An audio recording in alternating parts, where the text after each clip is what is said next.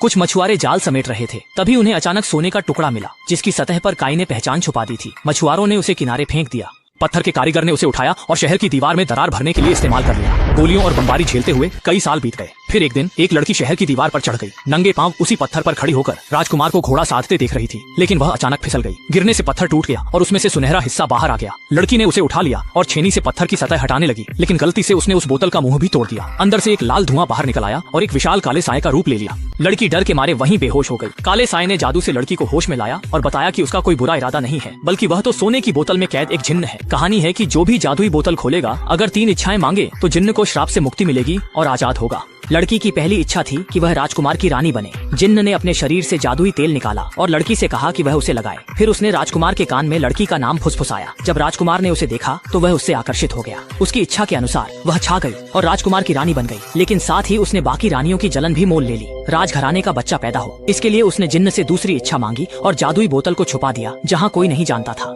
राजा रानी के बहकावे में आ गया और मानने लगा कि राजकुमार तख्ता पलट की साजिश कर रहा है। उसकी उकसावे पर राजा ने गुप्त रूप से राजकुमार को सेना के शिविर में बुलवाया, जहां सैनिकों ने उसे गला घोंटकर मार डाला और उसके हरम की सभी महिलाओं को भी मार डालने का आदेश दे दिया। पता चलते ही जिन्न तुरंत रानी के पास पहुंचा और उससे कहा कि वह जल्दी से तीसरी इच्छा मांग ले, ताकि वह खुद को जादुई बोतल से आजाद कर सके और अपनी स्वतंत्रता वापस पा सके। जब रानी को पता चला कि राजकुमार की हत्या हो गई है, तो उसने सोचा कि जिन्न उसे धोखा दे रहा है। गुस्से में वह दरवाजा से भागने लगी। बाहर निकलते ही पहरेदारों ने उसे पकड़ लिया, बोरे में बंद कर समुद्र में फेंक दिया।